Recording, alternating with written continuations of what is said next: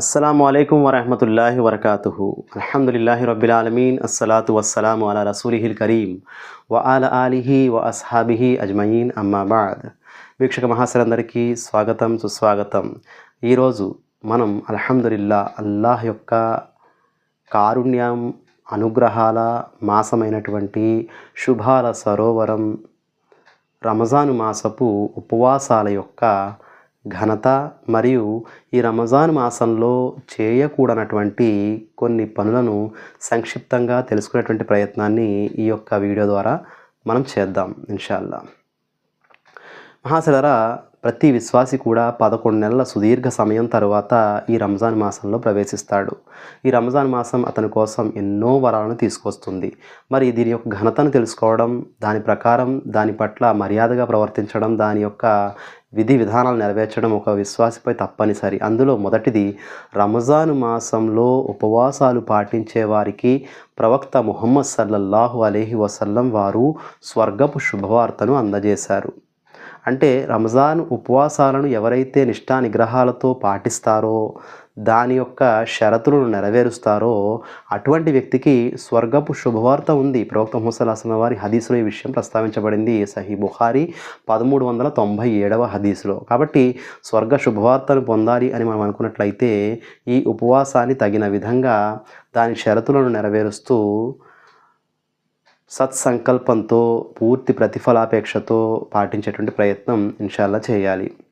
రెండవ విషయం, రంజాన్ మాసంలోనే కాకుండా ఇతర మాసాల్లో కూడా, అంటే ఈ రంజాన్ మాసంతో పాటు ఇతర మాసాల్లో కూడా అత్యధికంగా సున్నత్ మరియు నఫిల్ ఉపవాసాలు ఏ దైవ విశ్వాసి అయితే పాటిస్తూ ఉంటాడో అటువంటి వ్యక్తి కోసం రయ్యాన్ అనేటువంటి పేరుతో గల స్వర్గపు ద్వారాన్ని అల్లాహ్ సుబ్హానహు వ తఆలా ప్రత్యేకంగా కేటాయించడం జరిగిందని ప్రవక్త సల్లల్లాహు అలైహి వసల్లం వారు తెలియజేశారు. అంటే ఉపవాసాలను అధికంగా పాటించేటువంటి వ్యక్తులు గౌరవపూర్వకంగా ఆ ఉపవాసం ప్రాతిపదికన స్వర్గంలో ప్రవేశించేటువంటి ద్వారం రయ్యాన్. ఇది అల్లాహ్ సుబ్హానహు వ తఆలా ఉపవాసీకుల గౌరవార్థం స్వర్గంలో ఏర్పాటు చేయడం జరిగింది. మహాశర, ఎంత గొప్ప అదృష్టమో చూడండి. ఉపవాసం యొక్క ఘనత ఎటువంటిదో మనకి ఇట్టే తెలిసిపోతుంది. కాబట్టి మనం ఆ ద్వారం ద్వారా ప్రవేశించాలి అంటే కేవలం రంజాన్ మాసపు 30 ఉపవాసాలు, విధి ఉపవాసాలు పాటించడం మాత్రమే కాదు, ఇతర మాసాల్లో కూడా నఫిల్ ఉపవాసాలు, సున్నత్ ఉపవాసాలు పాటించేటువంటి ప్రయత్నం అధికంగా చేయాలి. ఈ విషయంలో అబూబకర్ సిద్దిక్ రజియల్లాహు తఆలా అన్హు వారి హదీస్ కూడా మనకి కనిపిస్తుంది. దాని లోతుల్లోకి నేను వెళ్ళడం లేదు. విషయం అయితే ఇది. సహీ బుఖారీ 1896వ హదీసులో ఈ విషయాన్ని ప్రవక్త సల్లల్లాహు అలైహి వసల్లం తెలియజేశారు. మూడవ విషయం, ఉపవాసి షహీదుల సాంగత్యాన్ని పొందేటువంటి అవకాశం ఉందని ప్రవక్త ముహమ్మద్ సల్లల్లాహు అలైహి వసల్లం వారు తెలియజేశారు.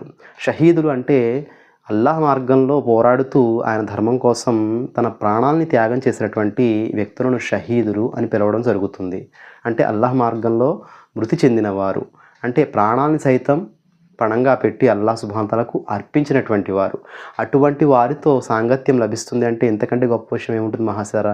కాబట్టి అటువంటి వారితో సాంగత్యం లభించేటువంటి స్థాయి ఉపవాసం మీకు కల్పిస్తుంది. సహీ తర్గీబ్లో 1003వ హదీస్లో ప్రవక్త సల్లల్లాహు అలైహి వసల్లం శుభవార్తను అందజేయడం జరిగింది.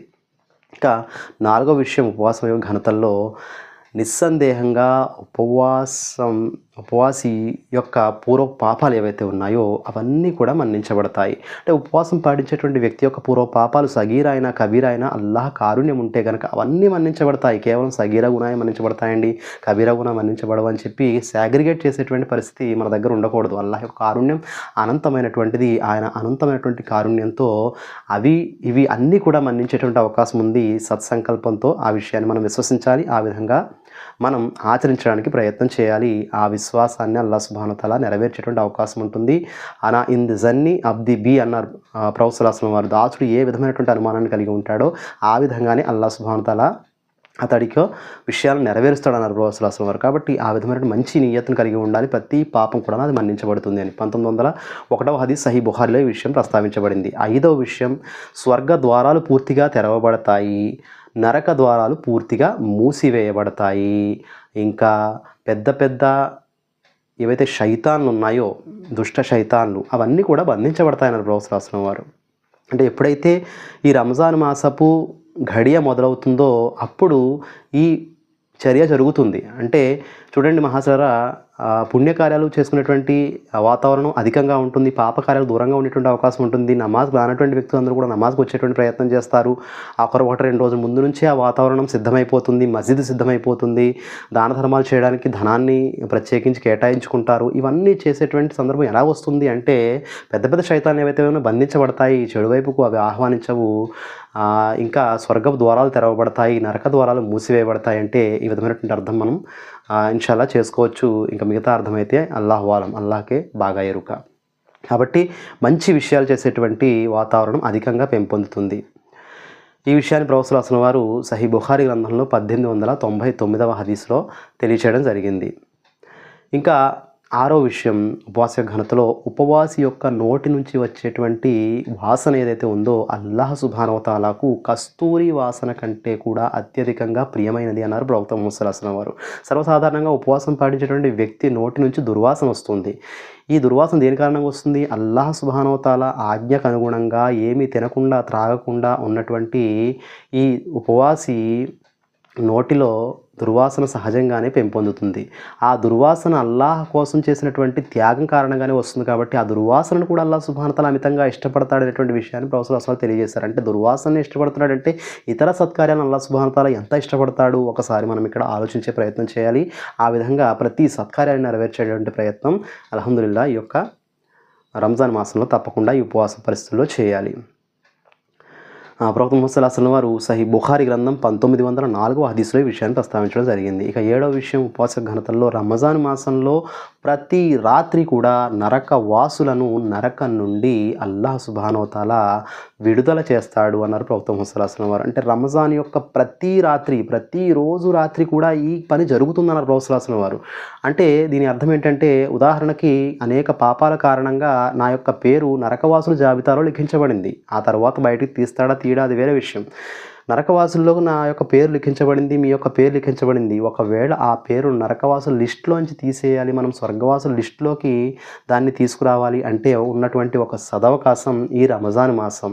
ఈ రంజాన్ మాసం ప్రతి రాత్రి కూడా, ప్రతిరోజు రాత్రి నరకవాసుల లిస్ట్ని అల్లాహ్ సుబ్హానహు వ తఆలా స్వర్గవాసుల్లోకి మార్చడం జరుగుతుంది. కాబట్టి దానికోసం నిరంతరము కూడా ఇఫ్తార్ సమయంలో, సమయం దొరికినప్పుడల్లా, రాత్రి సమయంలో మేల్కొన్నప్పుడు మీరు తప్పనిసరిగా ఈ దువాను చేసేటువంటి ప్రయత్నం చేయాలి. అల్లాహ్ నన్ను ఈ నరకాగ్ని నుండి కాపాడు అని చెప్పి ఇన్షాల్లా అల్లాహ్ తలిస్తే ఆ యొక్క నరకవాసుల లిస్టులోంచి మన పేరు తప్పించి స్వర్గవాసుల్లో అల్లాహ్ సుబ్హానహు వ తఆలా వేసేటువంటి అవకాశం ఉంటుంది. ఇబ్నే మాజా 1642వ హదీస్లో ఈ విషయాన్ని ప్రవక్త సల్లల్లాహు అలైహి వసల్లం తెలియజేయడం జరిగింది.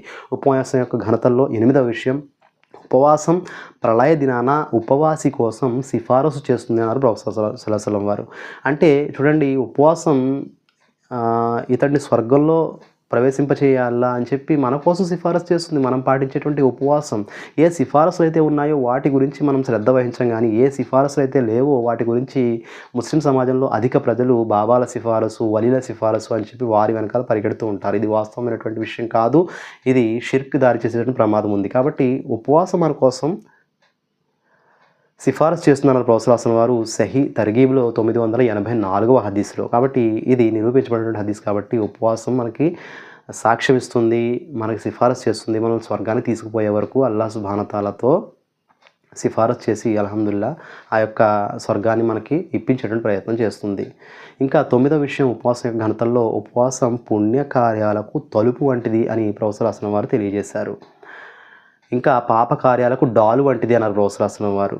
అసలరా పుణ్యకార్యాలు చేయడానికి, పాపకార్యాల నుండి దూరంగా ఉండడానికి ఉపవాసం చాలా ఉత్తమంగా ఉపయోగపడుతుంది. ఎందుకంటే నేను ఉపవాసిని అనేటువంటి భావన అతన్ని అంతర్లీనంగా ఒక మంచి వ్యక్తిగా మలచడానికి సహాయపడుతుంది. దీన్ని ఎంత మాత్రం మనం మర్చిపోకూడదు. ఇదే పంధాను మిగతా ఏదైతే నెలలు ఉన్నాయో వాటిలో కూడా మనం నెరవేర్చే ప్రయత్నం తప్పకుండా చేయాలి. మనం చూసినట్లయితే ప్రొఫెసర్ అసలం వారు ఈ డాలు గురించి ఉదాహరణ ఇవ్వడం గల కారణం ఏంటంటే, ప్రపంచంలో ప్రతి చెడుని ఎదుర్కోవడానికి డాలు కావాలి. యుద్ధంలో ఒక సైనికుడు యుద్ధ కత్తి యొక్క పోట్లను ఎదుర్కోవడానికి ఏ విధంగా అయితే డాలు పెడతాడు అడ్డంగా, ఆ విధంగా తిరిమిచి 26:16లో ఈ విషయాన్ని ప్రొఫెసర్ అసలు తెలియజేయడం జరిగింది. ఇంకా ఉపవాసాల యొక్క ఘనత గురించి 10వ విషయం, 1000 నెలల కంటే ఘనమైనటువంటి శుభకరమైనటువంటి రాత్రి ఈ రంజాన్ మాసంలోనే అల్లాహ్ సుబ్హానహు వ తఆలా ఏర్పాటు చేయడం జరిగింది.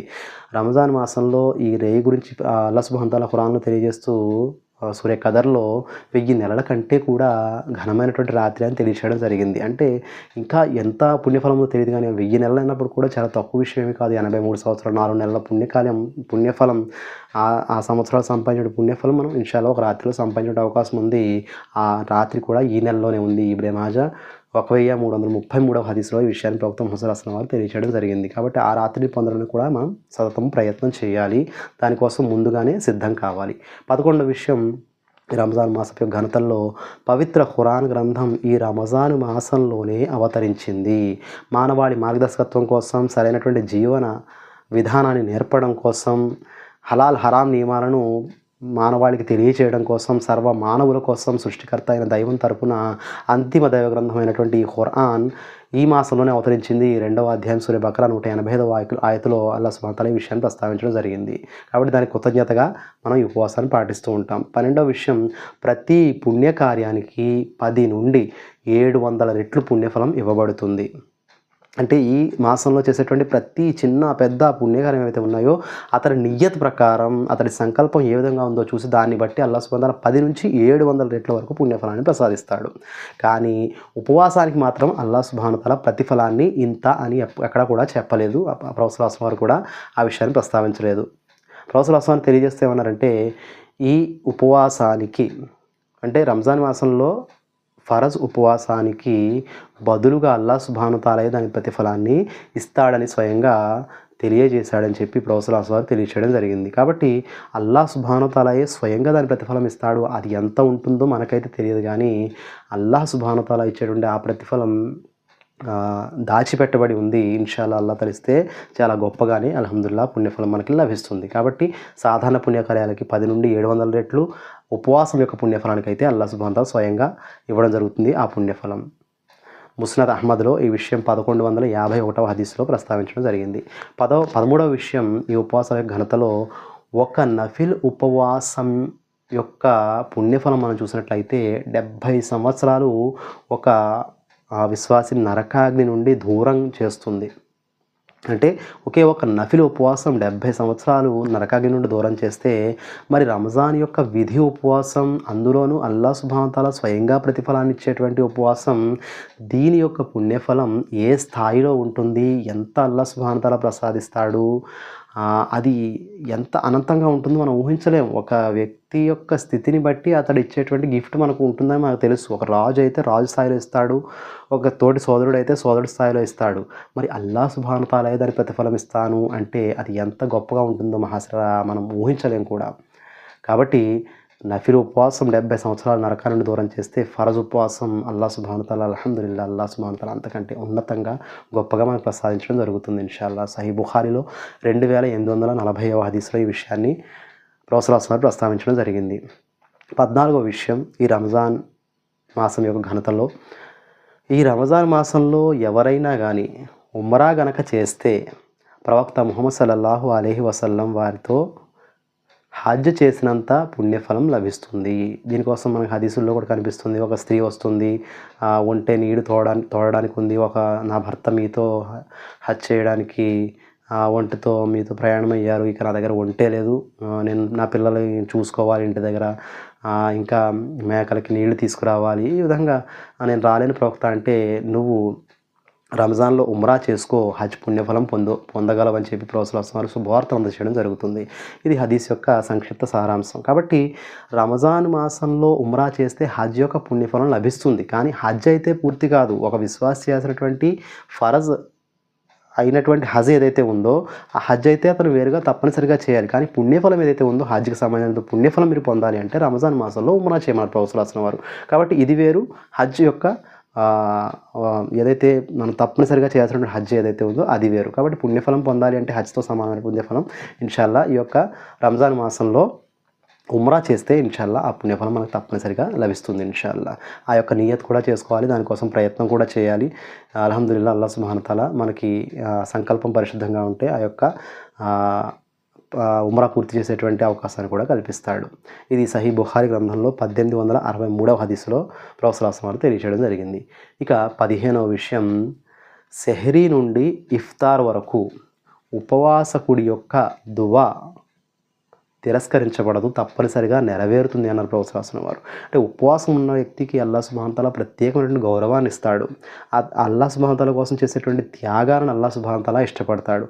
మరి అటువంటి పరిస్థితుల్లో దాసుడు దేనికోసం దువా చేస్తాడు? మంచి కోసమే దువా చేస్తాడు, స్వర్గం పొందడానికి దువా చేస్తాడు, నిష్కల్మషంగా ప్రతి ఆచరణ చేయడానికి దువా చేస్తాడు, పేద సాధన హక్కులను నెరవేరుస్తాడు, ఇంకా తన ధర్మసమ్మతంగా ఉన్నటువంటి ప్రతి వస్తువుని అడుగుతాడు. అడిగేటువంటి ప్రయత్నం చేయాలి కూడా. అవన్నీ కూడా స్వీకరించబడతాయి. తప్పుడు విషయాలు జోలికి పోకుండా మంచి విషయాలు మీరు కోరుకునే ప్రయత్నం చేయండి. ఇన్షాల్లా అల్లాహ్ సుబ్హానహు వ తఆలా తప్పకుండా వాటన్నింటి కూడా మీకు ప్రసాదిస్తాడు. తిర్మిజీ 3598వ హదీసులో ఈ యొక్క విషయాన్ని ప్రవచనం తెలియజేశారు. కాబట్టి ఇవన్నీ కూడా ఉపవాస యొక్క ఘనతలు సంక్షిప్తంగా. ఇక ఇన్ని ఘనతలు ఉన్న ఈ రంజాన్ మాసంలో మనం సరైనటువంటి పుణ్యఫలం పొందలేకపోవచ్చు. ఎందుకంటే మన ఆచరణ దానికి అనుగుణంగా లేకపోవచ్చు. మరి దానికి అనుగుణంగా లేకపోయేటువంటి ఆచరణకు గురి చేసేటువంటి తప్పుడు పనులు ఏవైతే ఉన్నాయో వాటి గురించి కూడా మనం తప్పనిసరిగా తెలుసుకోవాలి. వాటన్నిటిని కూడా తూచా తప్పకుండా మన జీవితంలో దూరంగా ఉంచేటువంటి ప్రయత్నం అహర్నిశలు చేయాలి.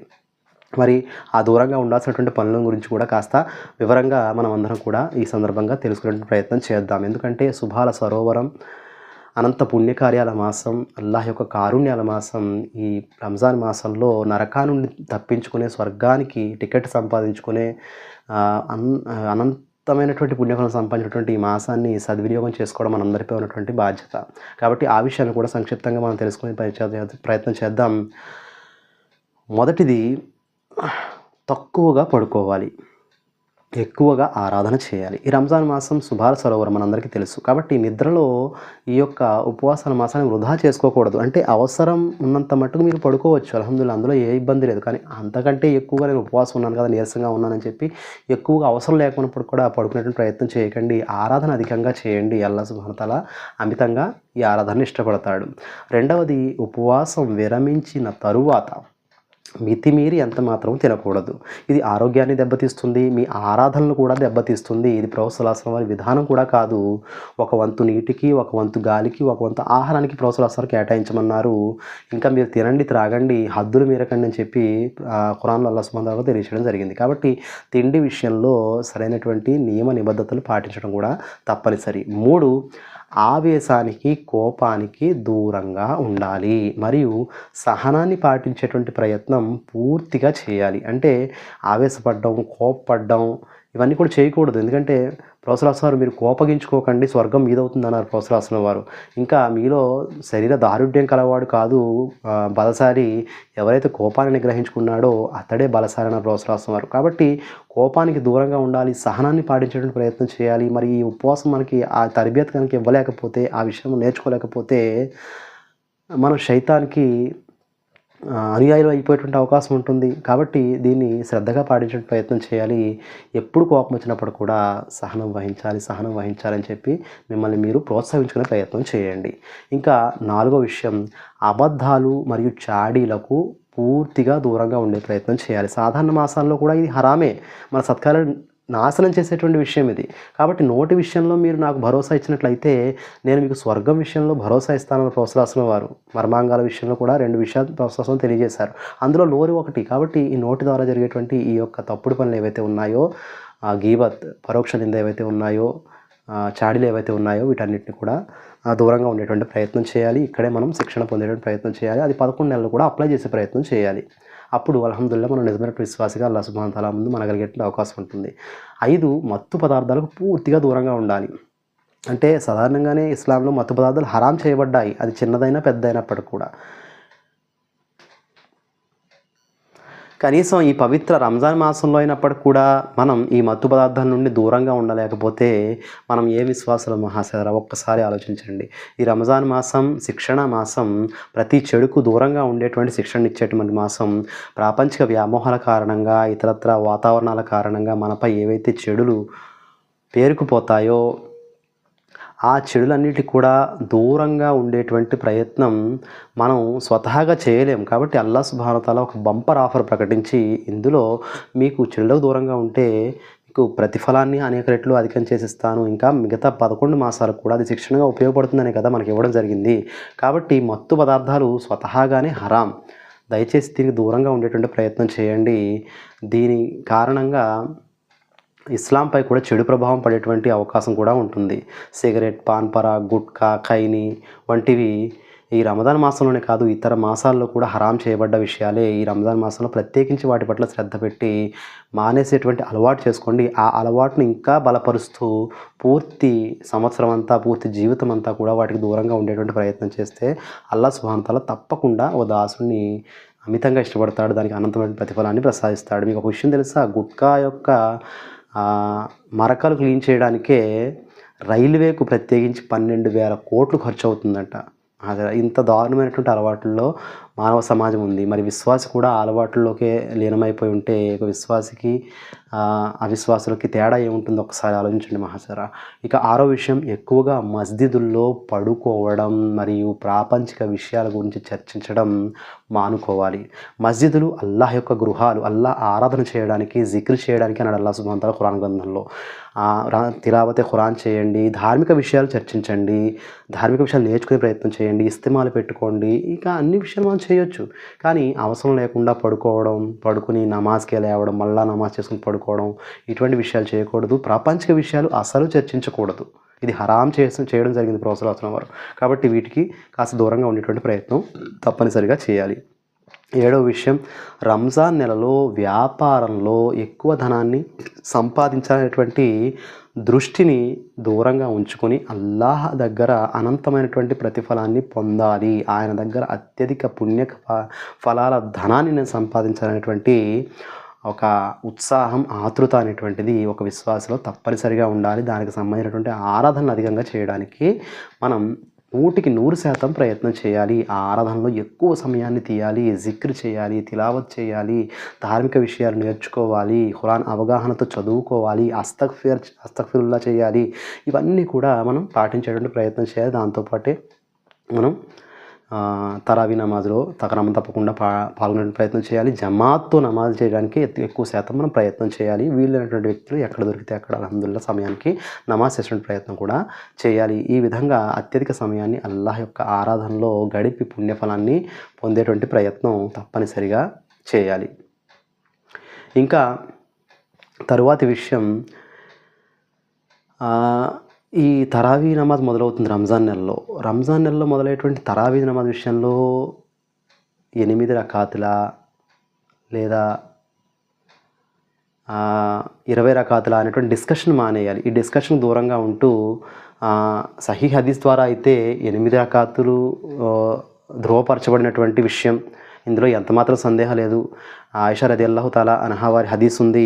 సహాబా రదియల్లాహు తాలా అన్హుమ్ అజ్మయిన్ ఆయిషా రదియల్లాహు తాలా అన్హా వారిని ప్రశ్నిస్తే, రంజానేతర మాసాలైనా ప్రవక్త సల్లల్లాహు అలైహి వసల్లం వారు 11 రకాతుల కంటే కూడా ఎక్కువ నమాజులు ఎప్పుడు కూడా చేయలేదన్నారు ఆయిషా రదియల్లాహు తాలా అన్హా వారు. భార్య కంటే ఎవరు ఉత్తమంగా సాక్ష్యం ఇవ్వగలరు భర్త యొక్క ఆరాధన గురించి? కాబట్టి సున్నత్ అయితే 8 రకాతులు. సున్నత్ అని నియ్యత్ కాకుండా అత్యధికంగా చదివితే మంచిది కదా అనేటువంటి ఉద్దేశంతో ఒకవేళ ఎవరైనా 20 రకాతులు చదువుతున్నారనుకోండి, వారి గురించి అనవసరంగా వారితో చర్చించడం, వివాదాలకు కారణం కావడం, ఇటువంటి పనులకు దూరంగా ఉండడం మంచిది. మహాశిలారా, అసలు విషయం ఏంటంటే 8 రకాతులు సమయాన్ని పెంచి 20 రకాతులకి ఎంత సమయం పడుతుందో అంత సమయం ఖియామ్, సుజూద్, రుకు ఇవన్నీ కూడా అత్యధికం చేసుకుని అల్హమ్దులిల్లాహ్ మనం 8 రకాలు చదివిస్తే అల్హమ్దులిల్లాహ్ మంచి విషయం. లేదు, ఇంకా నఫిలే కాబట్టి, సున్నతే కాబట్టి ఇంకా అధికంగా నేను నమాజులు చేస్తానని చెప్పి నియత్తో, సున్నత్ అనే నియత్ కాకుండా నేను నఫిల్ నమాజులు చేసుకుంటున్నాననే నియత్తో 20 రకాతులు చేసుకున్నప్పుడు కూడా ఉలమా ఇక్రామ్ దానికి అనుమతిని కూడా ఇవ్వడం జరిగింది. అందులో కూడా మీకు ఎంతమాత్రం కూడా ఇబ్బంది లేదు ఆ నియత్తో చేసుకున్నట్లయితే అని తెలియజెప్పడం జరిగింది. కాబట్టి ఆ విషయంలో అంటే ఈ తరావీ 8 రకాతుల 20 రకాతుల అనేటువంటి ఏదైతే డిస్కషన్ ఉందో, బెహస్ ఉందో, దీని నుంచి దూరంగా ఉండేటువంటి ప్రయత్నం చేయండి. దీనిలో ఎంత మాత్రము పడేటువంటి ప్రయత్నం దయచేసి చేయవద్దు. ఎందుకంటే ప్రస్తుతం ముస్లిం ఎదుర్కొంటున్నటువంటి సమస్యలు, పెద్ద పెద్ద సమస్యలు అనేకం ఉన్నాయి. అల్హమ్దులిల్లాహ్ అతను తెలుసుకున్నాడు, సున్నత్ ప్రకారం 8 రకాలు చదువుకుంటున్నాడు, ఓకే, ప్రాబ్లం లేదు. కానీ ఒకవేళ అతడు 20 రకాతులకే ప్రాధాన్యతనిస్తున్నాడు, ఆ విధంగానే అతడు నమాజ్ చేసుకోవాలని చెప్పి ఆశిస్తున్నాడు, అతనికి చెప్పండి సున్నత్ అని కాకుండా మీరు నఫిల్ నియత్తో అల్హమ్దులిల్లాహ్ చేసుకున్న ప్రాబ్లం లేదు. కానీ సున్నత్ అనేటువంటి నియత్ చేస్తే ప్రాబ్లం ఏంటంటే ఏదైతే ప్రొఫెసర్ వారు చేయలేదో, చెప్పలేదో ఆ విషయాన్ని సున్నత్ అని చెప్పి మనం చేయడం షరియత్‌ని తయారు చేయడంతో సమానం. కాబట్టి ప్రొఫెసర్ చేయలేదు, చెప్పలేదు కాబట్టి ఆ విషయం మనం చెప్పకూడదు. ఆ విషయం మనం మాట్లాడకూడదు. ఇక తరువాతి విషయంలో మీరు 20 ఖతులు నఫిల్‌గా చేసుకుంటా అంటారా? అందులో కూడా ఎంత మాత్రమూ ఇబ్బంది లేదు. ఇంకా మనం చూసినట్లయితే తరువాతది 9వది నమాజుల్లో ఇతరులకు ఏ విధంగా ఆటంకం కలిగించకుండా, ఇబ్బంది కలిగించకుండా మనం జాగ్రత్త పడాలి. ఉదాహరణకు చూడండి, ఈరోజు వేసవి మాసం నడుస్తుంది. వేసవి మాసంలో అత్యధికంగా స్వెటింగ్ స్మెల్ అంటే చెమట వాసన వచ్చేటువంటి అవకాశం ఉంటుంది. దీనికి దూరంగా ఉండడానికి మీరు సువాసనలు ఎక్కువగా ఉపయోగించే ప్రయత్నం చేయండి. అత్యధికంగా స్నానం చేసే ప్రయత్నం చేయండి. ఎండకు దూరంగా ఉండేటువంటి ప్రయత్నం చేయండి. ఈ విధంగా మీ తోటి నిలబడినటువంటి వ్యక్తికి చేతులు తగిలించడం, కాళ్ళు అదే ఇబ్బంది పెట్టడం, కాలు తగిలించుకొని నిలబడడం అల్హమ్దులిల్లాహ్ మస్జిద్‌లో తప్పనిసరి నమాజ్‌లో. కానీ మీరు పదే పదే కదలడం, అతనికి చేతులు కొట్టడం, ఇంకా దుర్వాసనతో మసీదుకి వెళ్ళడం, ఉల్లిపాయ తిని మసీదుకి వెళ్ళడం, వెల్లుల్లిపాయ తిని మసీదుకి వెళ్ళడం, ఇటువంటి విషయాలకు దూరంగా ఉండండి. ఇటువంటి విషయాలు నమాజీకి ఇబ్బంది కలిగించేటువంటి విషయాలను ప్రొఫెసర్ వారు నిషేధించడం జరిగింది. ఇది పెద్ద పాపంగా కూడా పరిగణించడం జరిగింది. కాబట్టి వీటిని తప్పనిసరిగా పాటించే ప్రయత్నం చేయాలి. జుమ్మా పరిస్థితుల్లో కూడా అందరినీ గెంటుకుంటూ, తోసుకుంటూ వెళ్ళిపోతూ ఉంటారు. ఇది హరాం చేయబడింది. ఇంకొక వ్యక్తి ప్లేస్‌లో కూడా మీరు కూర్చోకూడదు. ఆ వ్యక్తి ప్లేస్ ఆ వ్యక్తికి ఇవ్వాలి. అది పిల్లలైనప్పటికి కూడా. ఇలా చాలా విషయాలు ఉన్నాయి. కాబట్టి వీటి నుంచి దూరంగా ఉండేటువంటి ప్రయత్నం చేయండి. 9వ విషయం మనం చూసినట్లయితే అల్హమ్దులిల్లాహ్ ఏదైతే రంజాన్ మాసం ఉందో ఇందులో మనం షాపింగ్‌లకి అత్యధిక శాతం దూరంగా ఉండాలి. షాపింగ్‌లు ఏవైతే ఉన్నాయో ఇవి మన సమయాన్ని అధికంగా తినేస్తాయి. దానికి దూరంగా ఉంటే చాలా సమయం మనకు దొరుకుతుంది అల్లాహ్ ఆరాధన చేయడానికి. కాబట్టి ముందుగానే షాపింగ్ ముగించుకోండి. ఏదైతే రంజాన్ మాసం మీ జీవితంలో ప్రవేశించలేదో దానికంటే ముందే షాపింగ్ ముగించుకోండి. ఎంతో అత్యవసరమైతే తప్ప మీరు బయటకు వెళ్ళే ప్రయత్నం చేయకండి. ఉపవాసం భంగం అయ్యేటువంటి అవకాశం ఉంటుంది. అశ్లీలాలు చూసేటువంటి అవకాశం ఉంటుంది. ఇలా పాపకార్యాల్లో ఏమైనా అవకాశం ఉంటుంది కాబట్టి దాన్ని అవాయిడ్ చేయండి. చివరిది తరావీ నమాజ్ ముగిసిన తరువాత మీరు ఎంత మాత్రం కూడా సమయాన్ని వృధా చేయకండి. తొందరగా ఎంత వీలైతే అంత తొందరగా ఇంటికి వెళ్ళి నిద్రపోయే ప్రయత్నం చేయండి. అప్పుడు ఉదయాన్నే మీరు సెహరీకి లేవడానికి శక్తిని కూడగొట్టేటువంటి అవకాశం ఉంటుంది. మీ శరీరం యొక్క హక్కు కూడా మీపై ఉందని ప్రొఫెసర్ మీ కళ్ళ యొక్క హక్కు ఉంది, మీ భార్య యొక్క హక్కు ఉంది. కాబట్టి అవన్నీ నెరవేర్చాలంటే మనం ఒక ప్రీ ప్లాన్డ్‌గా ఈ యొక్క రంజాన్‌ని ముందుకు తీసుకెళ్ళేటువంటి ప్రయత్నం చేయాలి. కాబట్టి సెహరీకి ఇబ్బంది లేకుండా, మన నిద్రకి ఇబ్బంది లేకుండా, మన యొక్క పుణ్యఫలాలకి దూరం కాకుండా ఉండాలి అంటే గనక ఇది కూడా తప్పనిసరిగా చేయాలి. ఇంకా 2, 3 విషయాలు చెప్పి నేను ముగిస్తాను. 11వ విషయం ఏంటంటే సోదరీమణులు సెహరీ పేరుతో మరియు ఇఫ్తార్ పేరుతో వంటగదిలో ఎక్కువగా సమయాన్ని వెచ్చించేటువంటి పరిస్థితులు ఉంటాయి. అల్హమ్దులిల్లాహ్ ఆమెకు కూడా పురుషులు వీలైతే సహాయం చేసే ప్రయత్నం చేయాలి. పిల్లలను కూడా సహాయం చేయమని చెప్పి ప్రోత్సహించాలి. ఆ సోదరీమణుల యొక్క పనుల్లో మీరు సహాయ సహకారాలు అందిస్తూ ఆ యొక్క పని ఒత్తిడిని తగ్గించే ప్రయత్నం చేయాలి. ఇది కూడా పుణ్యకార్యమే. దాని కారణంగా వారు ఎక్కువ సమయాన్ని జిక్ర్, దువా, తిలావతులో గడిపేందుకు అవకాశం లభిస్తుంది. వారికి ఆ విధంగా చేయూతనివ్వడం కూడా పుణ్యకార్యమే. ఆ విధంగా భర్తలు, సోదరులు లేదా పిల్లలు సహాయ సహకారాలు అందించండి. ఇంకా ఆమె ఎంతో కష్టపడి మన కోసం ఆహారాన్ని సిద్ధం చేస్తుంది. మనం అసలు ఉపవాసం పాటించడానికి ఒక ప్రధాన కారణంగా కూడా ఆమె మారుతుంది. కాబట్టి ఆమె కోసం కూడా అత్యధికంగా దువా చేసేటువంటి ప్రయత్నం చేయండి. ఆమె కూడా తర్బియత్ చేసే ప్రయత్నం భర్త యొక్క బాధ్యత, తండ్రి యొక్క బాధ్యత, సోదరుల యొక్క బాధ్యత. అలాగే పిల్లలకి ఆ విధమైన శిక్షణ ఇవ్వడం కూడా తల్లిదండ్రుల యొక్క బాధ్యత. ఇది కూడా గుర్తుపెట్టుకోండి. ఆమెకు కూడా మీరు అనేక పుణ్యకాలు సంపాదించుకోవడానికి అవకాశాన్ని ఇవ్వండి. తిండికి కేటాయించబడిన సమయం కాదు ఈ రంజాన్ మాసం. పుణ్యకార్యాలు సంపాదించుకోవడానికి కేటాయించబడినటువంటి మాసం. కాబట్టి అధికంగా పుణ్యకార్యాలు సంపాదించుకోవడం కోసం ఆమె కూడా సమయాన్ని ఇవ్వండి. ఒక గంట ఆమెను కూడా కనిపెడుతూ ఉండండి. మీరు చేయగలిగినటువంటి సహాయాన్ని ఆమెకు అందించండి. 12వది నేటి సమాజానికి అత్యధికంగా అవసరమైనటువంటి విషయం ఏంటంటే మొబైల్ ఫోన్లో సమయాన్ని గడిపే విషయంలో తగు జాగ్రత్తను పాటించండి. సోషల్ మీడియాలో అనవసరపు రీల్స్ కానీ, స్టోరీస్ కానీ లేదా వీడియోస్ కానీ చూడకుండా వాటిని దూరం పెట్టండి. మహాశిలారా ఎంతో అవసరమైతే తప్ప మీరు ఫోన్ను అత్యధికంగా ఉపయోగించకండి. మీ బంధువులతో మాట్లాడుతున్నారు, అల్హమ్దులిల్లా బంధుత్వ హక్కులు నెరవేర్చే ప్రయత్నం చేయండి. అలాగే ఏదైనా ఖురాన్ నేర్చుకుంటున్నారు, అందులో చూడండి. అలాగే తిలావత్ వింటున్నారు, వినండి, అల్హమ్దులిల్లా ప్రాబ్లం లేదు. ఉలమాల యొక్క బయాన్లు వింటున్నారు, వినండి, అల్హమ్దులిల్లా. దాన్ని కూడా ముస్లిం చేయండి, దాన్ని కూడా ఉత్తమంగా ఉపయోగించడానికి ప్రయత్నం చేయండి. అదే అలవాటుని మిగతా 11 నెలలు కూడా కంటిన్యూ చేయండి. అనంతమైనటువంటి ధార్మిక సంపద అందులో కూడా ఉంది. కానీ ఫోన్లో ఇస్తమా వింటున్నాను కదా, పక్కన ఇస్తమా ఉంటే దానికి వెళ్ళాల్సిన అవసరం లేదని మాత్రం అనుకోకండి. ఎందుకంటే ఫిజికల్గా ఒక ఇస్తమాలో పాల్గొనేటువంటి అవకాశం రావడం కూడా అతి ఉత్తమమైనటువంటి సత్కార్యం. దీని యొక్క పుణ్యఫలం దానిలో లేదు. ఒకవేళ మస్జిద్లో ఆ ఇస్తమా జరుగుతున్నట్లయితే అది ఇంకా పుణ్యఫలం దానిది పెరిగిపోతుంది. కాబట్టి ఆ యొక్క ప్రయత్నం కూడా మీరు మొబైల్ ద్వారా ధార్మిక విషయాలు నేర్చుకునే ప్రయత్నం చేయవచ్చు. అల్హమ్దులిల్లా. అది తప్ప ఇతరత్ర అనవసరమైన విషయాలకు మీరు ఫోన్ను దూరంగా ఉంచండి. ఖురాన్ వినేటువంటి ప్రయత్నం చేయండి, తిలావత్ చేసే ప్రయత్నం చేయండి, అరబ్బీ నేర్చుకునే ప్రయత్నం చేయండి.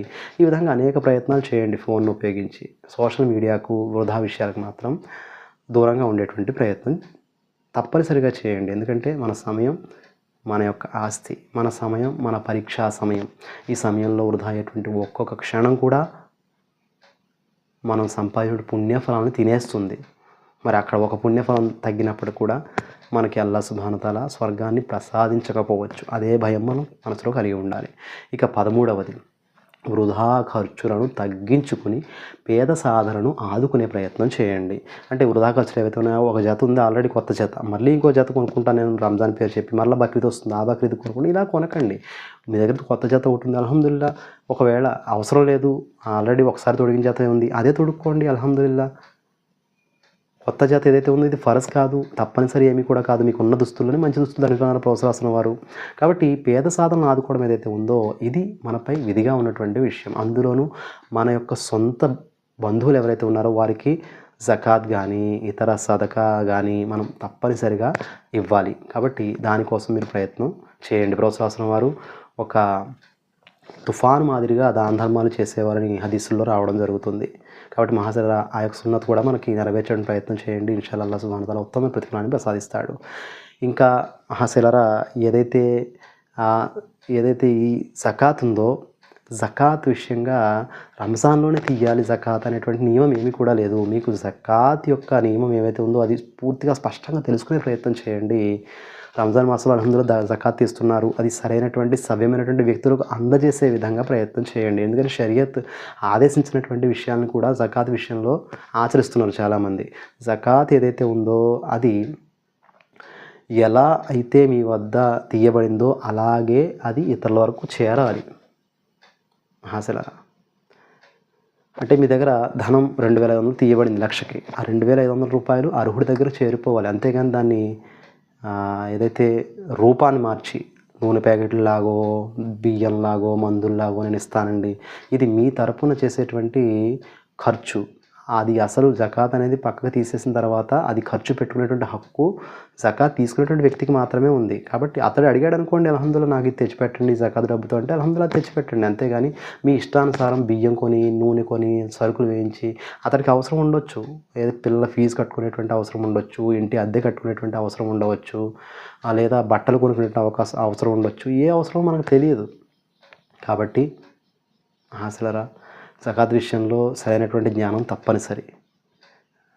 అది సముపార్జించండి. ఏమన్నా మీకు సందేహం ఉన్నట్లయితే కామెంట్లో అడిగేటువంటి ప్రయత్నం చేయండి. దానికోసం నేను ప్రత్యేకంగా ఇన్షాల్లా వీడియో చేసిన ప్రయత్నం కూడా చేస్తాను. మనందరం కూడా ధార్మిక జ్ఞానాన్ని సంపాదిస్తూ స్వచ్ఛమైనటువంటి సున్నత్ విధానంలో, ఖురాన్ మరియు హదీసుల విధానంలో మాత్రమే షరియత్ను అనుసరించాలి తప్ప మన యొక్క స్వయం ఆలోచనలతోనో లేదా మనకి పెద్దలు అనిపించేటువంటి వ్యక్తుల యొక్క ఆలోచనల్లోకి వెళ్ళిపోయి ఆచరించినట్లయితే మన జకాత్ కూడా నెరవేరకపోవచ్చు, మన ఆరాధనలు కూడా నెరవేరకపోవచ్చు.